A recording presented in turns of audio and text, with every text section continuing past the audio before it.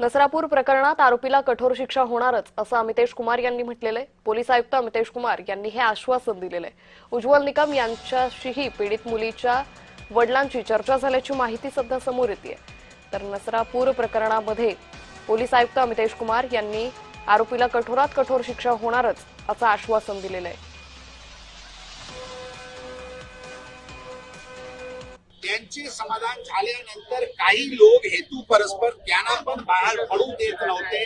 त्याचे आईची तब्येत पण थोडीशी खालवली होती, म्हणून त्यांच्याकडून संदेश आला होता की आम्हाला म्हणजे यातून बाहेर पडायचे।